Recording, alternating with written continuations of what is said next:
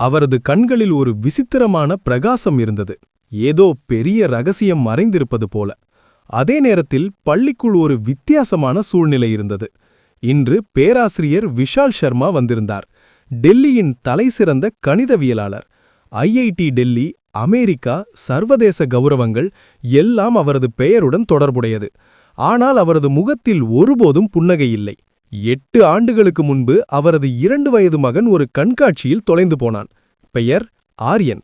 அன்றிலிருந்து அவரது உலகம் நின்றுவிட்டது. அவர் குழந்தைகளை நேசிப்பவை நிறுத்திவிட்டு கணிதத்தில் மட்டுமே மூழ்கிவிட்டார். இன்று அவர் 20 ஆண்டுகளாக அவரால் தீர்க்க முடியாத ஒரு சிக்கலை கொண்டு வந்திருந்தார். கரும்பலகை நிரம்பியிருந்தது. எண்கள், சின்னங்கள், சூத்திரங்கள். வேறொரு உலகத்திலிருந்து ஒரு மொழி எழுதப்படுவது போல. வகுப்பில் அமைதி நிலவியது. பேராசிரியர் திரும்பி, யாராவது இதை தீர்த்தால் நான் என் பேராசிரியர் பதவியை விட்டுவிடுவேன் என்றார். வெளியே ஜன்னலுக்கு அருகே ஆர்யன் இதையெல்லாம் இரும்பு கிரில்லில் ஒட்டிக்கொண்டு பார்த்து கொண்டிருந்தான். கேள்வி எழுந்ததும் ஆர்யனின் கண்கள் மின்ன ஆரம்பித்தன. அவன் அதை பயமுறுத்துவதாக உணரவில்லை. அவன் ஒரு அழகான கவிதை போல உணர்ந்தான். பின்னர் அவனுடைய வாழ்க்கை ஒரு திருப்பத்தை எடுக்கத் தொடங்கியது. கரும்பலகையில் உள்ள குறிகள் நிறைவடையும் போது ஆர்யனின் சுவாசம் வேகமாகியது. இது எப்படி நடக்கிறது என்பதை அவனால் புரிந்து கொள்ள முடியவில்லை. ஆனால் அவன் மனம் ஒவ்வொரு சின்னத்தையும் அடையாளம் கண்டது. இந்த குறிகள் அவனுடையது போல. பல ஆண்டுகளுக்கு முன்பு யாரோ இந்த மொழியை அவனுக்குள் புகுத்தியிருப்பது போல. இதற்கிடையில் வகுப்பறைக்குள் குழந்தைகள் கிசுகிசுத்துக் கொண்டிருந்தனர். இது நம் சக்திக்கு அப்பாற்பட்டது. இவ்வளவு கடினமான கேள்வியா? பேராசிரியர் இன்று நம்மை நிச்சயமாக ஏமாற்றிவிட்டார். அப்போதுதான் ஒரு பணக்கார குடும்பத்தை சேர்ந்த ஒரு குழந்தை எழுந்து நின்றது. விலையுயர்ந்த காலணிகள், பிராண்டட் உடைகள் மற்றும் ஆணவம் நிறைந்த குரல். மேடம், இந்த பிரச்சனையை என்னால் தீர்க்க முடியும். எனக்கு ஒரு வாய்ப்பு கொடுங்கள். முழு வகுப்பும் அவரை பார்த்தது. ஆனால் பின்னாலிருந்து ஒரு ஆசிரியர் சிரித்தார். ஏய், எங்களைப் போன்ற சிறந்த ஆசிரியர்களால் கூட அதை செய்ய முடியாத போது அப்புறம் இது? பின்னர் யாரோ ஒருவர் ஜன்னலை நோக்கி சுட்டிக்காட்டினார். மேடம், வெளியே பாருங்கள், அந்த குப்பை பொறுக்கி திரும்பி வந்து விட்டார். அனைவரின் பார்வையும் வெளியே சென்றது. ஆர்யன் கிழிந்த ஆடைகளுடன் நின்றார். சில குழந்தைகள் சிரிக்க ஆரம்பித்தனர். ஏய், போய் குப்பையை எடு. இது உன் சக்திக்கு அப்பாற்பட்டது. நீ ஒவ்வொரு நாளும் பள்ளியை அசுத்தமாக்குகிறாய். ஆர்யன் எல்லாவற்றையும் கேட்டான். ஆனால் அவன் அந்த குரல்களை கவனிக்கவில்லை. அவன் கண்கள் பலகையில் மட்டுமே இருந்தன. அந்த நேரத்தில் காவலாளி ஒரு குச்சியுடன் வந்தான். இங்கிருந்து போ. நீ ஒவ்வொரு நாளும் வந்து பள்ளியை அவமானப்படுத்துகிறாய். ஆர்யன் பயந்து ஓடிவிட்டான். ஆனால் அந்த கேள்வி அவன் மனதில் பதிந்திருந்தது. இரவு 11 மணி. டெல்லியின் தெருக்கள் அமைதியாக இருந்தன. ஆனால் ஆர்யனுக்குள் ஒரு புயல் வீசியது. ஒரு பழைய பேருந்து நிறுத்தத்தின் கீழ் அட்டைப்பெட்டியாலும் செய்தித்தாள்களாலுமான படுக்கையை அவன் தூக்கி எறிந்து கொண்டிருந்தான். பசி அவன் வயிற்றை கவ்வியது. 2 நாட்களாக அவனுக்கு சரியான உணவு இல்லை. ஆனால் பசியை விட அந்த கேள்வி அவனை வேதனைப்படுத்தியது. ஒரு குரல், ஆர்யன், நான் முழுமையடையவில்லை என்று சொல்வது போல் அவன் உணர்ந்தான். அவர் எழுந்து அமர்ந்தார். வீடற்றவர்கள் சுற்றிலும் தூங்கிக் கொண்டிருந்தனர். சிலர் குடிபோதையில் இருந்தனர். சிலர் குளிரில் நடுங்கினர். ஆர்யன் தனது வெவ்வேறு செருப்புகளை அணிந்து கொண்டு யோசிக்காமல் தெருவை நோக்கி நடந்தார். இரவில் பள்ளிக்கட்டிடம் இன்னும் பயங்கரமாக தெரிந்தது. கேட் மூடப்பட்டிருந்தது. காவலர் தூங்கிக் கொண்டிருந்தார். ஆனால் ஆர்யனுக்கு தெரியும், பின்புற சுவரில் ஒரு விரிசல் இருந்தது. அவர் அமைதியாக உள்ளே நுழைந்தார். மரங்களின் நிழல்கள் நகர்ந்து கொண்டிருந்தன. ஆனால் அவர் பயப்படவில்லை. அவரது இதயம் ஒரே ஒரு திசையில் மட்டுமே சென்று கொண்டிருந்தது, அந்த வகுப்பறையை நோக்கி. ஜன்னல் திறந்திருந்தது. தெருவிளக்கு கரும்பலகையில் நேரடியாக பிரகாசித்துக் கொண்டிருந்தது. அந்த கேள்வி, அது இன்னும் அங்கேயே இருந்தது. ஆர்யனின் மூச்சு நின்றுவிட்டது. அவர் ஜன்னல் வழியாக உள்ளே குதித்தார். ஆசிரியரின் மேசையிலிருந்து ஒரு சிறிய சுண்ணாம்பு துண்டை எடுத்தார். அவரது அழுக்கு கரடுமுரடான கைகளில் சுண்ணாம்பு விசித்திரமாக இருந்தது. ஆர்யன் பலகையை பார்த்தார். முதல் முறையாக புன்னகைத்தார். இப்போது நீங்கள் நன்றாக இருப்பீர்கள் என்றவர் கூறினார் தனக்குள். பின்னர் அவன் எழுதத் தொடங்கினான். இரவின் அமைதியில் ஒரே ஒரு சத்தம் மட்டுமே எதிரொலித்தது. தட்டு தட்டு தட்டு. வகுப்பறை இருட்டாக இருந்தது. ஆனால் ஆரியனால் கரும்பலகையில் எழுதப்பட்ட கேள்வியை தெளிவாக பார்க்க முடிந்தது. அவன் மனதிலிருந்து ஒரு ஒளி நேரடியாக பிரகாசிப்பது போல அந்த சூத்திரங்களை பிரகாசிக்க செய்தது. அவன் சுண்ணாம்பை கெட்டியாக பிடித்துக்கொண்டு எழுதத் தொடங்கினான். முதலில் அவன் மெதுவாக நகர்ந்தான், ஒவ்வொரு அடியும் சிந்தனையுடன். பல வருடங்களுக்குப் பிறகு பழைய பாதைக்கு திரும்புவது போல. பின்னர் திடீரென்று அவன் கைகள் வேகமானன. எண்கள் இணைக்கத் தொடங்கின. பேராசிரியர் சிக்கலான தன்மையை கண்ட இடத்தில் ஆரியன் எளிமையை கண்டான். இந்த கேள்வி வெறும் கணிதமல்ல, இது காலத்திற்கும் முடிவிலிக்கும் இடையிலான ரவவு என்று அவன் உணர்ந்தான். இது பிரபஞ்சத்தின் கணக்கீடு. சுண்ணாம்பு கீற்றின் சத்தம் அமைதியை தொலைத்தது. தட்டு தட்டு தட்டு. கடிகாரத்தின் முள்கள் மெதுவாக நகர்ந்தன. இரவு 12 மணி. ஆரியன் தனது பசியை மறந்தான். அவனுக்கு இனி குளிர் இல்லை. இரவு 1 மணி. அவன் மனம் கூர்மையாக மாறியது. ஒரு கதவு திறந்தது போல. அவன் பழைய பேருந்து நிறுத்தத்தை நினைவு கூர்ந்தான். தரையில் ஒரு குச்சியால் அவன் செய்த அடையாளங்கள் இன்று அந்த குறிகள் கரும்பலகையில் உயிர் பெற்று வந்தன. இரவு 2 மணி. அவன் விரல்கள் வெண்மையாகிவிட்டன. ஆனால் நிறுத்துவது பற்றி எந்த கேள்வியும் இல்லை. அவன் ஒரு குப்பை சேகரிப்பான் என்பதை அவன் மறந்துவிட்டான். இந்த நேரத்தில் அவன் வெறும் கணிதவியலாளர். கரும்பலகை நிரம்பி வழிந்தது, மேலிருந்து கீழாக. கால்குலஸ், இயற்கணிதம், வடிவியல், அவை அனைத்தும் ஒன்றோடொன்று இணைந்தன. இந்த நேரத்தில் யாராவது அவனை பார்த்தால் ஒரு 10 வயது சிறுவன் இந்த வேலையை செய்கிறான் என்பதை அவர்கள் நம்ப மாட்டார்கள். இரவு 3 மணி. ஆரியன் திடீரென்று நிறுத்தினான். அவன் பலகையை பார்த்தான். கண்களை மூடு. அவன் ஆழ்ந்த மூச்சை எடுத்தான். பின்னர் அவன் இறுதிப்படியை எழுதினான். கீழே அவன் ஒரு சிறிய பெட்டியை வரைந்தான். அதன் உள்ளே ஒரு எளிய எண். இவ்வளவு பயங்கரமான கேள்விக்கு இவ்வளவு எளிமையான பதில். ஆரியன் பின்வாங்கினான். அவன் முகத்தில் ஒரு புன்னகை இருந்தது. அவன் இதற்கு முன்பு பார்த்திராதது போல. பசியிலில்லை, வெற்றியிலில்லை, எந்த கொண்டாட்டத்திலும் இல்லை. அது திருப்தி. அவன் சுண்ணாம்பை திரும்ப மேசையில் வைத்து கடைசியாக ஒருமுறை கரும்பலகையில் பார்த்தான். ஒரு கலைஞரைப் போல தன் கடைசி ஓவியத்தை பார்க்கிறான். பின்னர் அவன் ஜன்னலுக்கு வெளியே குதித்தான். அவன் அதே உடைந்த சுவர் வழியாக பள்ளியை விட்டு வெளியேறினான். தெருக்கள் இன்னும் வெறிச்சோடியிருந்தன. அதிகாலை. ஆரியன் தன் அட்டைப்பெட்டி படுக்கைக்கு திரும்பினான். அவன் படுத்தவுடன் அவன் ஆழ்ந்த தூக்கத்தில் விழுந்தான். அவனுக்கு தெரியாது அவன் தூங்கிக் கொண்டிருந்தபோது. அந்த கணமே அவன் விதி விழித்துக் கொண்டிருந்தது. காலை 8 மணி. பேராசிரியர் விஷால் சர்மா எப்போதும் போல தீவிரமான முகத்துடன் பள்ளிக்கு வந்தார். யாராலும் அந்த கேள்விக்கு தீர்வு காண முடியாது என்று அவன் நம்பிக்கையுடன் இருந்தான். வகுப்பறை கதவை திறந்தான். அடுத்த கணம் அவனுடைய உலகம் அதிர்ந்தது.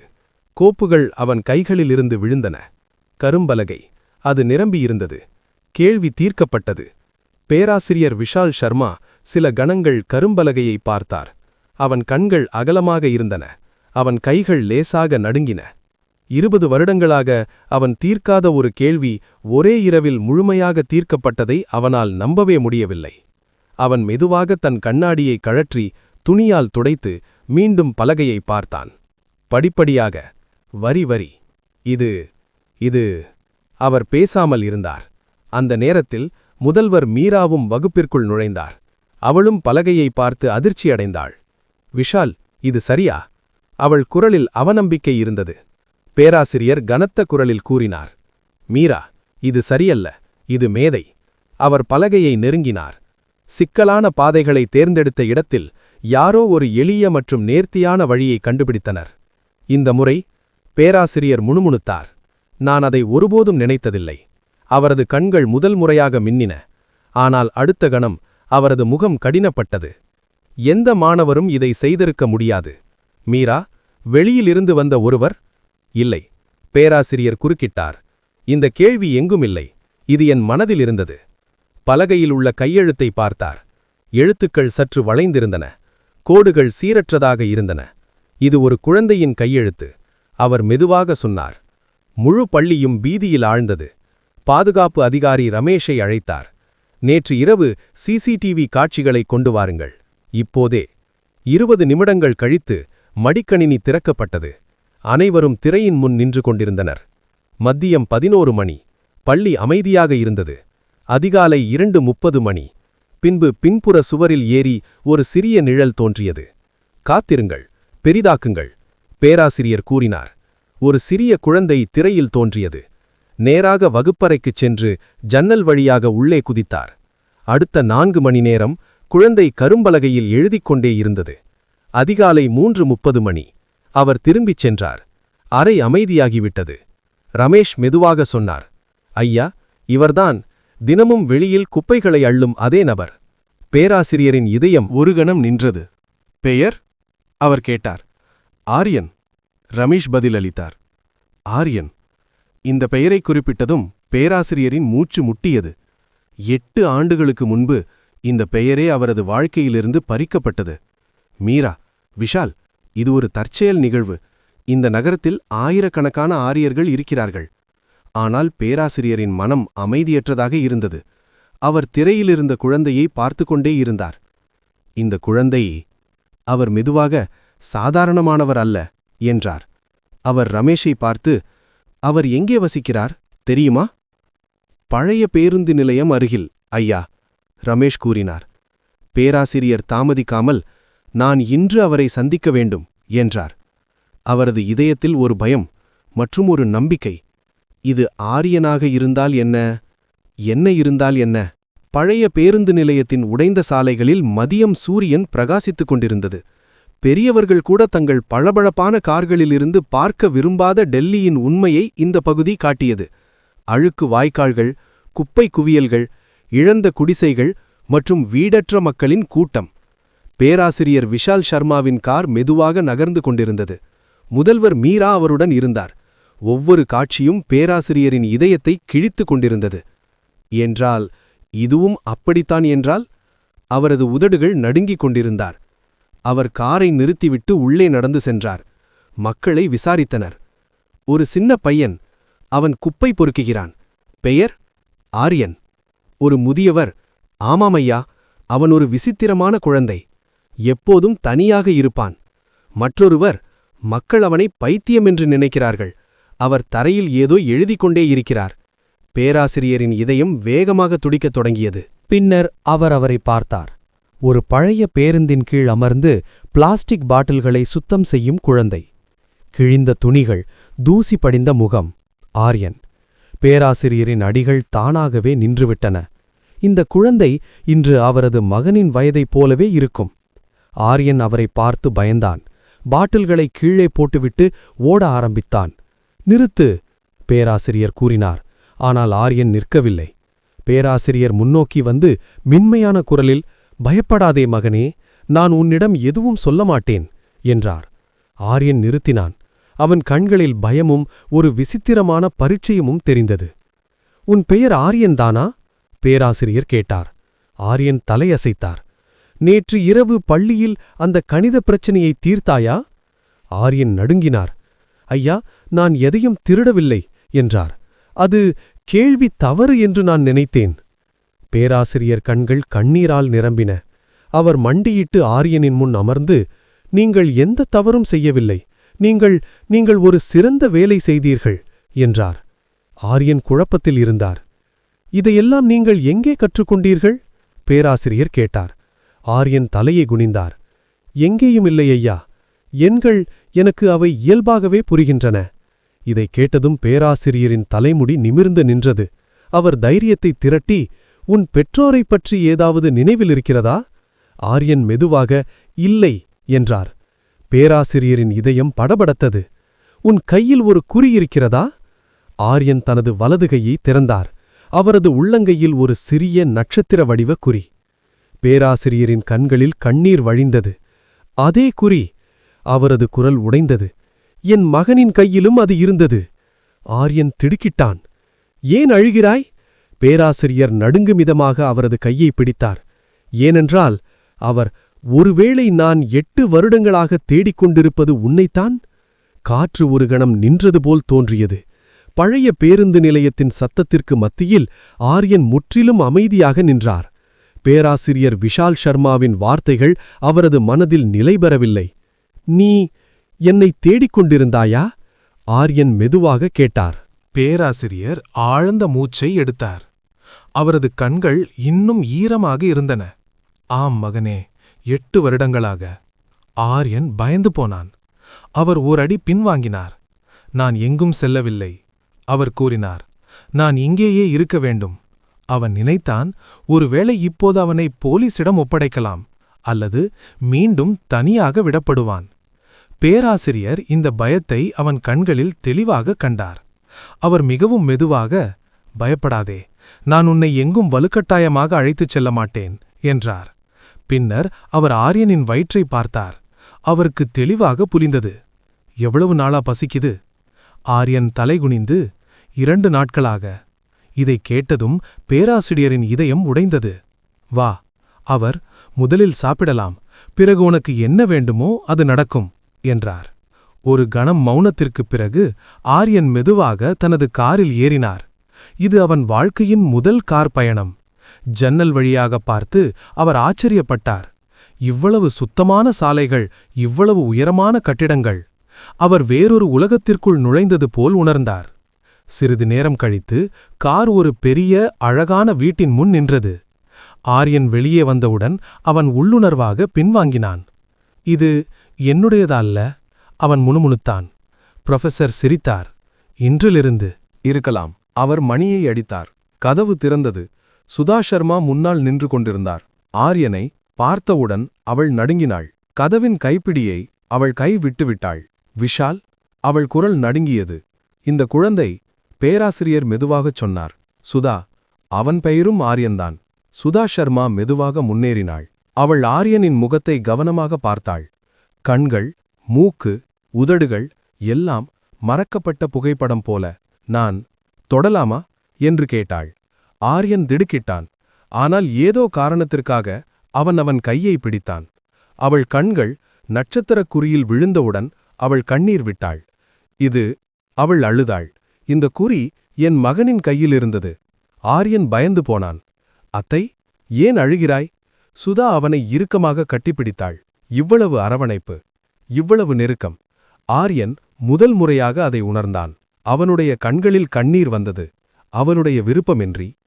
ஏன் என்று அவனுக்கு தெரியவில்லை. ஆனால் இந்த அழுகை நன்றாக இருந்தது. அன்று ஆர்யன் வெதுவெதுப்பான நீரில் குளிக்கப்பட்டான். அவன் புதிய ஆடைகளை அணிந்திருந்தான். அவன் ஒரு நிறைவான உணவை சாப்பிட்டான். பருப்பு, சாதம், ரொட்டி, அவன் கற்பனை கூட செய்திராத அனைத்தும். அப்போது இரவு சுத்தமான படுக்கையில் படுத்துக்கொண்டு அவர் கூரையை வெறித்து பார்த்தார். அறை வெளிச்சத்தால் நிரம்பியிருந்தது. பயமில்லை, குளிரில்லை. அவன் கண்கள் மெதுவாக மூடியது. அதே அறைக்கு வெளியே பேராசிரியர் விஷால் சர்மாவும் சுதாவும் அமைதியாக அமர்ந்தனர். விஷால், சுதா, DNA என்ன சொன்னாலும் எனக்கு கவலையில்லை என்றார். என் இதயம் சொல்கிறது, இவன் நம் மகன். பேராசிரியர் கண்களை மூடினார். அப்படியானால் அப்படியானால் கடவுள் நமக்கு 2வது வாழ்க்கையை கொடுத்திருக்கிறார் என்றார். ஆனால் உண்மை இன்னும் முழுமையாக வெளிப்பட வேண்டியிருந்தது. மறுநாள் காலை வீட்டில் ஒரு விசித்திரமான அமைதி நிலவியது. ஆர்யன் ஆழ்ந்த உறக்கத்தில் இருந்தான். சுத்தமான படுக்கை, மென்மையான தலையணை, அவன் முகத்தில் அவன் அறிந்திராத ஒரு அமைதி நிலவியது. வாழ்க்கை அறையில் பேராசிரியர் விஷால் சர்மாவும் சுதாவும் நேருக்கு நேர் அமர்ந்தனர். நாம் தவறு செய்தால் என்ன செய்வது? சுதாவின் குரலில் பயம் இருந்தது. பேராசிரியர் சில கணங்கள் அமைதியாக இருந்தார். பின்னர் அவர், இன்னும் இந்த குழந்தையை மீண்டும் தெருக்களுக்கு அனுப்ப முடியாது என்றார். ஆனால் அந்த முடிவு அவசியமானது. அன்றே ஆர்யனுக்கு DNA பரிசோதனை செய்ய முடிவு செய்யப்பட்டது. மருத்துவர் ஆர்யனின் இரத்த மாதிரியை எடுத்தார். ஊசியை பார்த்ததும் அவர் உறைந்து போனார். சுதா அவன் கையை பிடித்தார். பயப்படாதே மகனே. அவள் புன்னகையுடன், நான் இங்கேயே இருக்கிறேன் என்றாள். இந்த வார்த்தைகள் ஆர்யனுக்கு புதியவை. யாரோ இங்கேயே இருக்கிறார்கள். இதற்கிடையில் பள்ளி பரபரப்பாக இருந்தது. உலகம் சாத்தியமற்றதாக கருதப்பட்ட பிரச்சனை தீர்க்கப்பட்டது. அதுவும் ஒரு குப்பை சேகரிப்பாளரால். பேராசிரியர் முழு ஊழியர்களையும் அழைத்தார். சுத்தமான உடையில் ஆர்யன் வகுப்பறையின் முன் கொண்டு வரப்பட்டார்.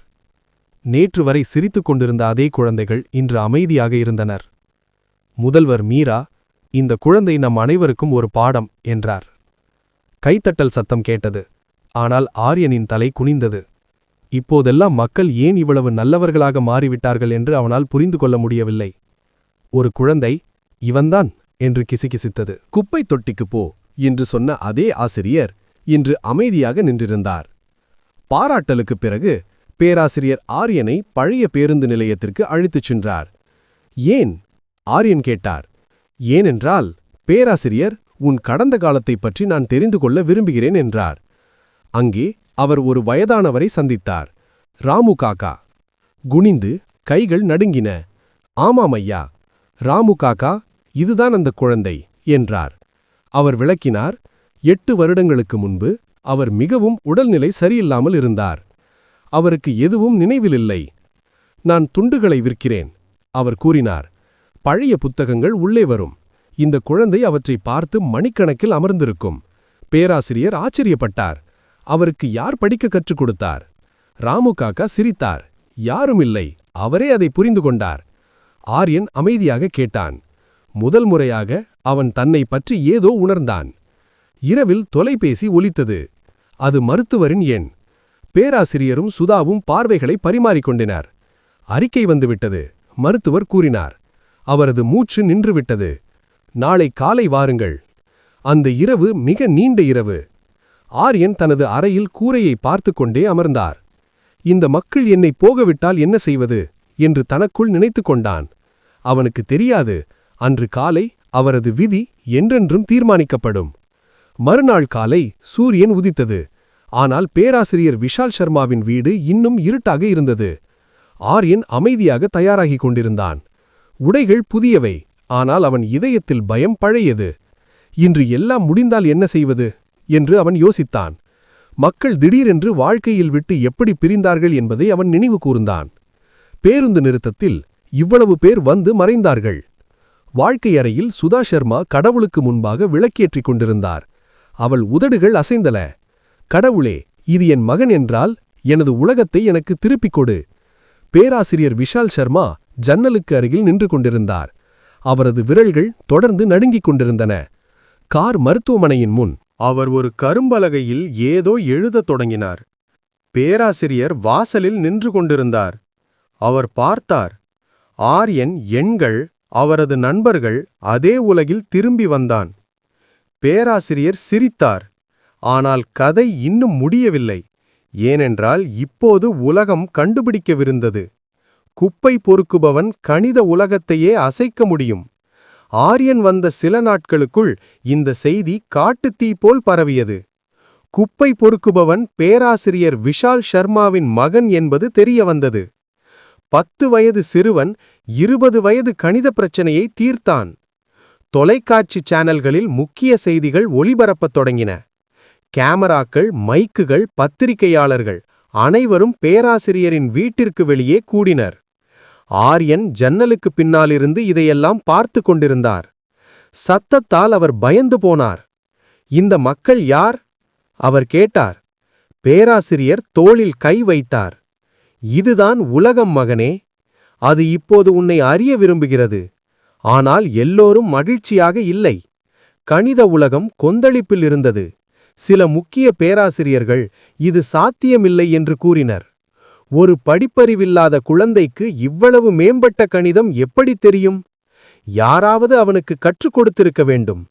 ஒரு தொலைக்காட்சி விவாதத்தில் ஒரு பிரபல பேராசிரியர், இது எல்லாம் உணர்ச்சிவசமான நாடகம், கணிதம் உணர்ச்சிகளில் வேலை செய்யாது என்று கத்தினார்.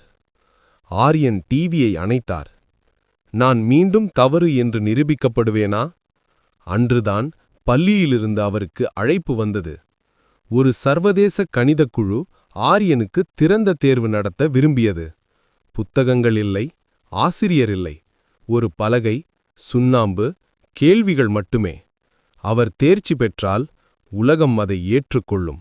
இல்லையென்றால் எல்லாம் பொய் என்று அழைக்கப்படும். சுதா பயந்தாள். அவர் இன்னும் ஒரு குழந்தை. பேராசிரியர் அமைதியாக இருந்தார். பின்னர் ஆரியன், கேள்விகள் இருந்தால் பதில்கள் இருக்கும் என்றார். தேர்வு நாள் வந்தது. ஒரு பெரிய மண்டபம். இந்தியா மற்றும் வெளிநாடுகளைச் சேர்ந்த கணிதவியலாளர்கள். கேமராக்கள் நேரலையில். ஆரியன் மேடைக்கு சிறிய அடிகளை எடுத்து வைத்தார். கூட்டத்தில் ஒரு கிசுகிசுப்பு. அதுவா? இவ்வளவு சிறியதா? பலகையில் ஒரு கேள்வி எழுதப்பட்டிருந்தது. ஒரு சாதாரண கல்லூரி பேராசிரியரைக் கூட பயத்தில் கைவிட வைக்கும் ஒரு கேள்வி. அரங்கம் அமைதியாகிவிட்டது. ஆரியன் பலகையை பார்த்தார்.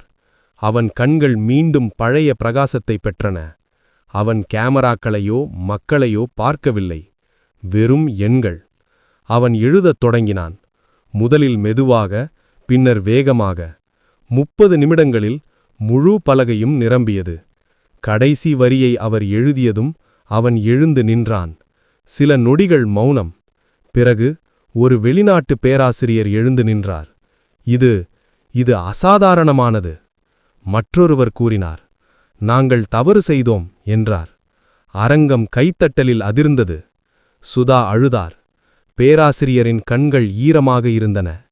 ஆரியன் முதல் முறையாக உலகை பார்த்தான். இந்த கதை உங்களுக்கு பிடிச்சிருந்தா லைக் பண்ணி காலி கஹானி சேனலுக்கு சப்ஸ்கிரைப் பண்ணுங்க. அடுத்த கதையில் சந்திப்போம்.